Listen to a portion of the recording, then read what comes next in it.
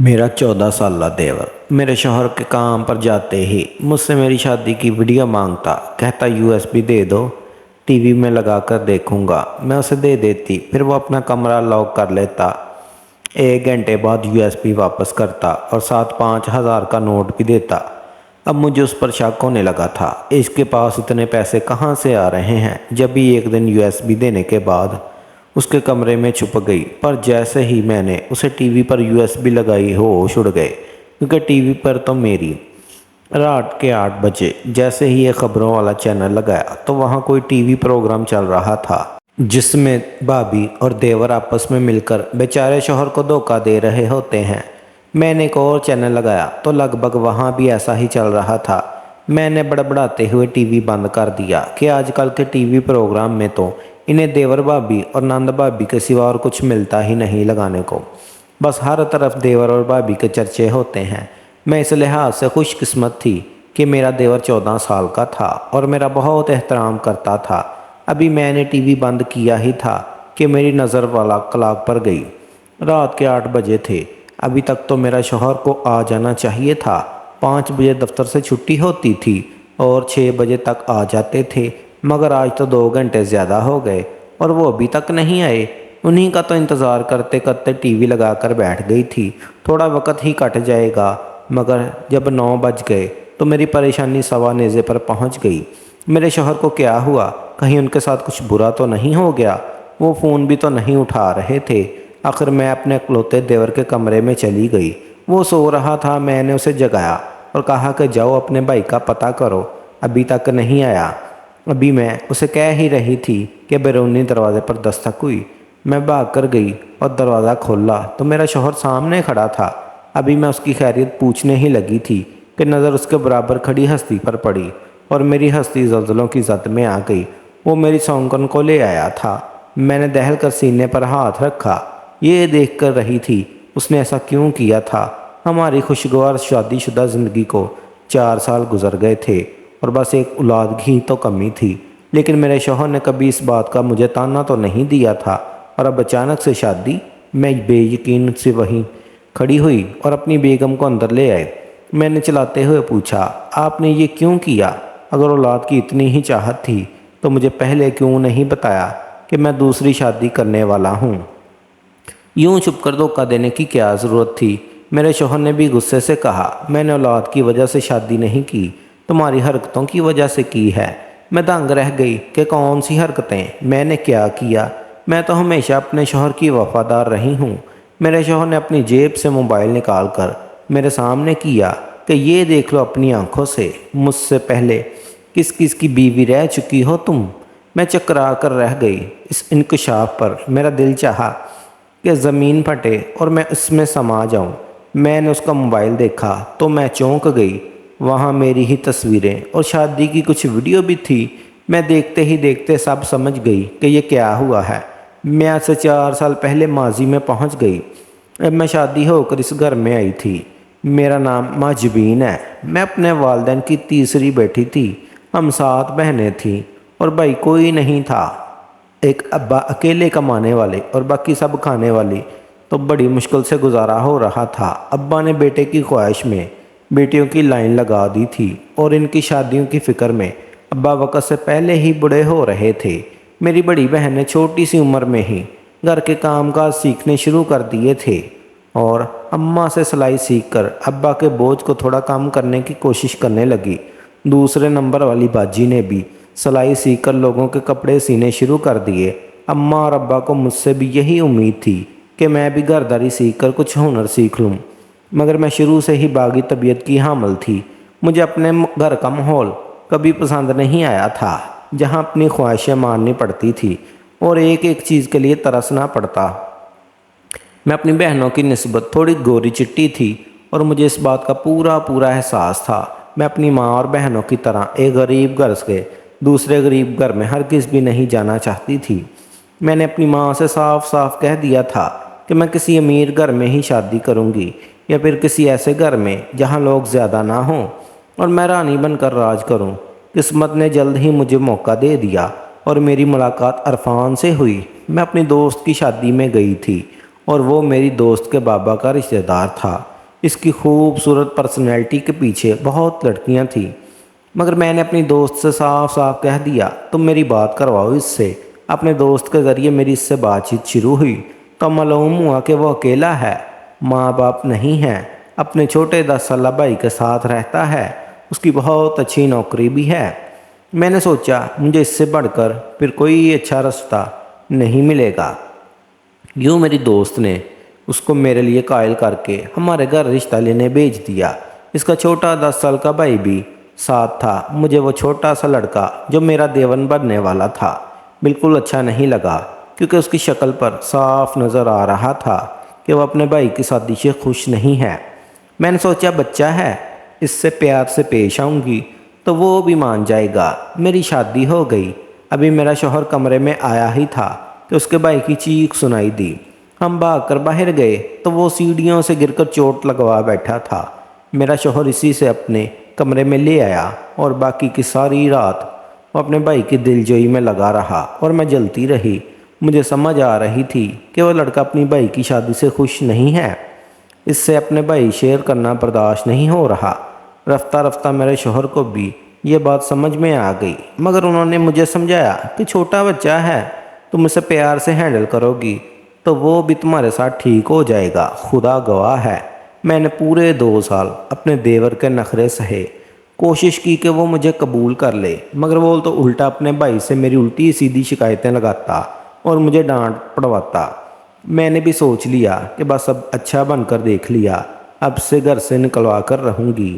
میں نے اپنے شوہر کے کان بھرنے شروع کر دیے کہ آپ کے بھائی کی دوستی اپنی عمر کے بڑے لڑکوں سے ہونے لگی ہے۔ کل میں نے اسے سگریٹ پیتے بھی دیکھا تھا۔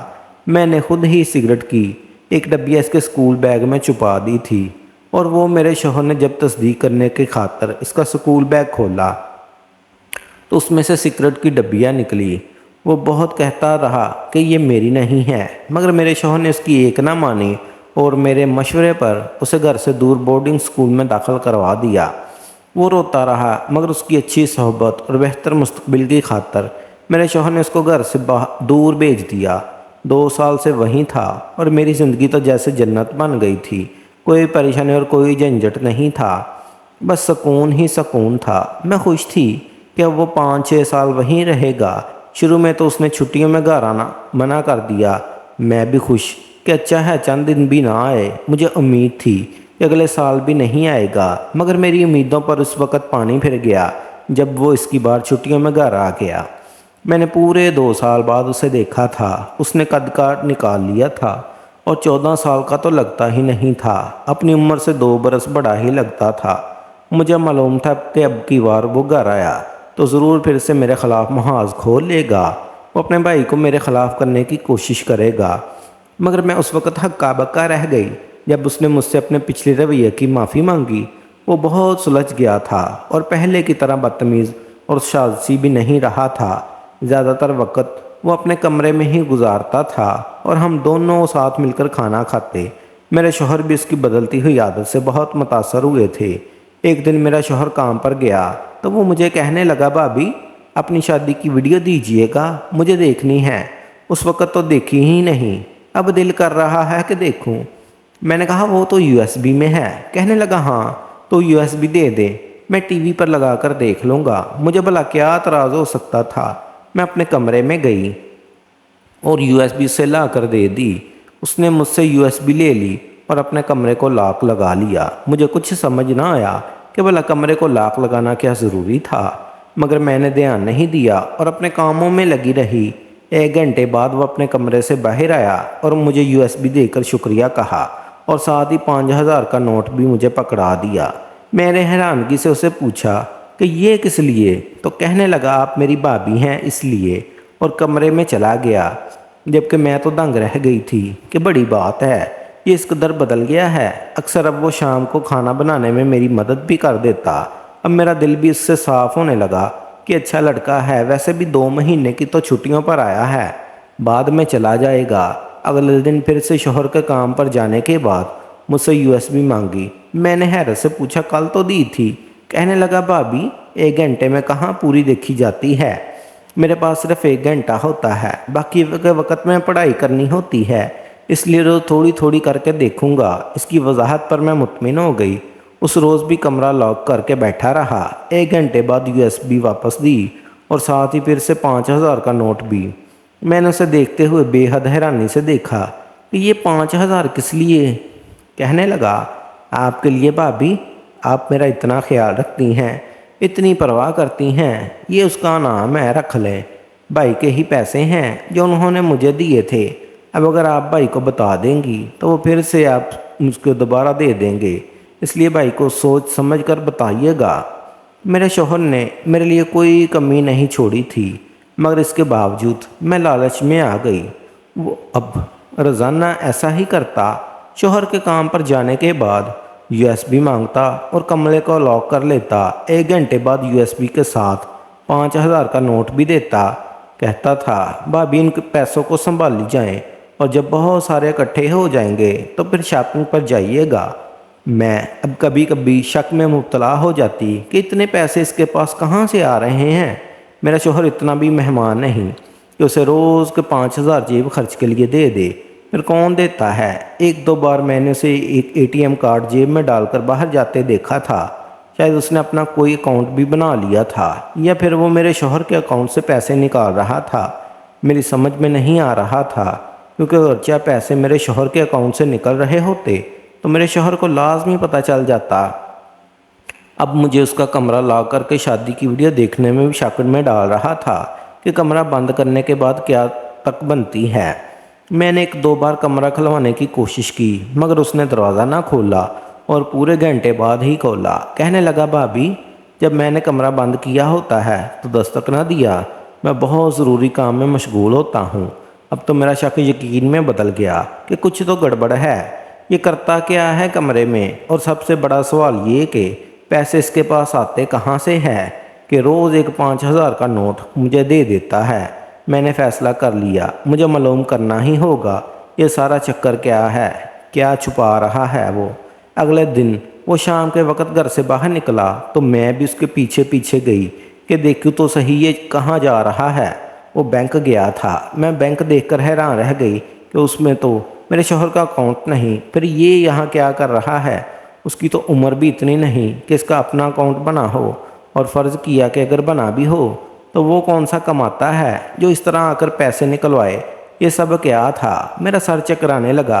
बैंक से सीधा वो घर आया और आते ही अपने कमरे में चला गया, और कुछ देर बाद यूएसबी लेकर अपने कमरे में चला गया। मैंने कमरा बंद करने के कान लगाए। शादी की वीडियो थी, उसके बैकग्राउंड में तेज़ म्यूज़िक भी था, और अगर वो वीडियो देख रहा था म्यूज़िक की आवाज़ भी आनी चाहिए थी, मगर कमरे के अंदर सन्नाटा था, जैसे कमरे में ही यह है नहीं। अब तो मैंने पक्का फ़ैसला कर लिया कि मुझे खुद अंदर जाकर देखना होगा और वो क्या करता है। मैंने प्लान बनाया कि मुझे क्या करना है। अगले दिन जैसे ही उसने शादी की वीडियो मांगी, मैंने उसे यूएसबी दे दी। इससे पहले वो कमरे में जाकर बंद होता। मैंने कहा, मेरी तबीयत ठीक नहीं, मैं सोने जा रही हूँ, जब उठूँगी तो यूएसबी दे देना। कहने लगा, ठीक है भाभी। मैंने कहा, अच्छा जाओ ज़रा बाहर देखो कौन है। बैरूनी दरवाजे पर दस्तक हुई है। वो जैसे ही बाहर वाले गेट की तरफ बढ़ा, मैं जल्दी से उसके कमरे में आ गई और सोफे के पीछे छुप गई। उसने लाउंज में आवाज़ दी, भाभी गेट पर कोई भी नहीं है, और अपने कमरे में आकर दरवाज़ा लॉक कर लिया। मैं ऊपर होकर देखने लगी कि वो क्या करने वाला है। उसने अपना कंप्यूटर खोला और यूएसबी टीवी पर लगा दी। कुछ देर वो अपने कंप्यूटर पर लगा रहा और फिर टीवी पर एक शादी की वीडियो चलने लगी। इस वीडियो को देखकर मेरे होश उड़ गए, क्योंकि टीवी पर दुल्हन में ही नज़र आ रही थी, लेकिन बाकी सब कुछ मुख्तलिफ था। दुल्हा कोई और था, रिश्तेदार कोई और थे, शादी का सारा सेटअप भी और ही था। मेरे हवास ख़ता हो गए कि ये क्या कर रहा है। ये कैसे मुमकिन है कि मैं इस तरह किसी और वीडियो में। मैंने उस वक़्त अपनी जगह छोड़ी और उसकी तरफ आकर गुस्से से देखा। वो मुझे अपने कमरे में देखकर अज़बर आ गया। उसे जैसे उम्मीद नहीं थी कि मैं उसके कमरे में आ जाऊंगी। हकला कर पूछने लगा, भाभी आप यहाँ मेरे कमरे में? मैंने कहा, हाँ तुम्हारे कमरे में, क्योंकि मुझे शक हो रहा था कि तुम अपने कमरे में घंटा भर लाक लगा कर क्या करते हो, इसलिए आज यहाँ छुप कर देखूँ। और मैंने देख भी लिया। मैंने टीवी की तरफ इशारा करते हुए कहा, یہ سب کیا چل رہا ہے؟ کیا ڈرامہ ہے یہ؟ مجھے جلدی سے بتاؤ ورنہ میں ابھی تمہارے بھائی کو کال کر کے بلا لوں گی۔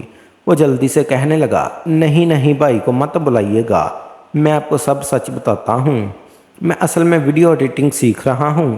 بھائی کو اور آپ کو صرف اس لیے نہیں بتایا کہ بھائی غصہ کرتے ہیں، پہلے تعلیم تو مکمل کر لو۔ وہاں بورڈنگ سکول میں بہت سے لڑکے ایڈیٹنگ کرتے تھے، ان کی طرف دیکھ دیکھ کر مجھے بھی شوق ہونے لگا اور میں بھی سیکھنے لگا۔ ہم لوگ صرف شوقیہ کرتے تھے، مگر پھر ویڈیو ایڈیٹنگ کے پروجیکٹ ملنے لگے اور ہمیں اس کے بدلے پیسے ملنے لگے۔ میں نے کہا وہ سب تو ٹھیک ہے، مجھے یہ بتاؤ کہ میری شادی کی ویڈیو کیوں مانگتے ہو تم؟ اس سے بھی ایڈٹ کر رہے تھے نا؟ کہنے لگا، بھابھی میں زیادہ کچھ نہیں کر رہا تھا، بس دلہا اور دلہن کے چہرے بدل رہا تھا۔ مجھے شادی کی ویڈیو کی ایڈیٹنگ کرنے کا پروجیکٹ ملا تھا، کام بس اتنا تھا کہ کسی کی بھی شادی کی ویڈیو ایڈٹ کر کے اس میں دلہا دلہن کے چہرے بدل دینا، میں بس یہی کر رہا تھا۔ آپ کی شادی کی ویڈیو ایڈٹ کر کے تھوڑی بہت تبدیلی کر کے نئی ویڈیو بنا لیتا تھا اور بہت سارا پیسے ملتے تھے، جن میں سے آدھے میں آپ کو دے دیتا ہوں۔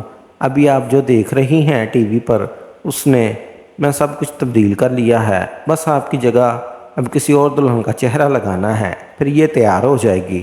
میں کچھ سمجھ رہی تھی، لیکن کچھ ایسا تھا جو میری سمجھ میں بالکل نہیں آ رہا تھا۔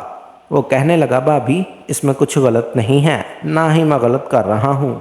لوگ اتنی مہنگی مہنگی شادیوں کی ویڈیو نہیں بنواتے، کیونکہ فوٹوگرافر اور مووی میکر لاکھوں روپے لیتے ہیں، اس لیے 10-15 ہزار دے کر وہ کسی بھی شادی کی ویڈیو میں اپنے چہرے فٹ کروا لیتے ہیں۔ میرے پاس تو کسی کی شادی کی ویڈیو نہیں تھی، آپ کی شادی کا خیال آیا تو میں نے سوچا کہ آپ سے ویڈیو لے لیتا ہوں۔ پلیز بھائی کو نہ بتائیے گا، وہ ڈانٹیں گے کہ کہیں پڑھائی کیا کرو، جبکہ میں پڑھائی بھی تو کرتا ہوں، اکاؤنٹ بھی کسی اور کے نام پر ہے، مگر میں استعمال کرتا ہوں۔ میں اس کی سارے باتیں سن کر باہر آ گئی۔ جو کچھ بتا رہا تھا وہ کچھ ٹی وی اسکرین پر نظر آ رہا تھا۔ اس نے میری جگہ کسی اور دلہن کا چہرہ ایڈٹ کر کے مجھے دکھایا تھا اور تسلی کروائی تھی، اور میں بھی مطمئن ہو گئی تھی۔ روز کے 5,000 مل رہے تھے، مجھے اور کیا چاہیے تھا، جبکہ میرا کوئی نقصان بھی نہیں ہو رہا تھا۔ میرا دماغ تو مطمئن تھا، مگر دل جانے کیوں تسلی نہیں مل رہی تھی۔ کچھ غلط ہونے کا کھٹکا دل کو ستا رہا تھا۔ یوں ہی دن گزرنے لگے۔ میں نے نوٹس کیا تھا کہ اب جانے میرے شوہر کا رویہ کچھ بدلنے لگا تھا۔ اب وہ مجھ سے بات بھی نہیں کرتے تھے، کام سے آتے ہی سو جاتے۔ میں نے سوچا کام کا پریشر ہوگا، اس لیے زیادہ سیریس نہ لیا، مگر اب اپنے شوہر کے ساتھ کھڑی اس کی دوسری بیوی کو دیکھ کر میں ہکا بکا رہ گئی۔ میں نے کہا، کیا ہے؟ میرے شوہر نے میرے سامنے موبائل کیا اور کہا، مجھے تم سے یہ امید نہیں تھی کہ تم مجھ سے پہلے بھی شادی شدہ رہ چکی ہوگی۔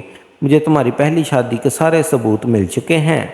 میں نے موبائل میں ویڈیو دیکھی تو قدموں تلے سے زمین نکل گئی۔ یہ تو وہی ویڈیو تھی جو اس دن میں نے اپنے دیور کے کمرے میں دیکھی تھی، جب وہ ایڈٹ کر رہا تھا۔ میرے شوہر کے موبائل میں ایک شادی کی ساری ویڈیو تھی جس میں دلہن میں بنی ہوئی تھی اور وہ اسے کسی انجان نمبر سے سینڈ ہوئی تھی۔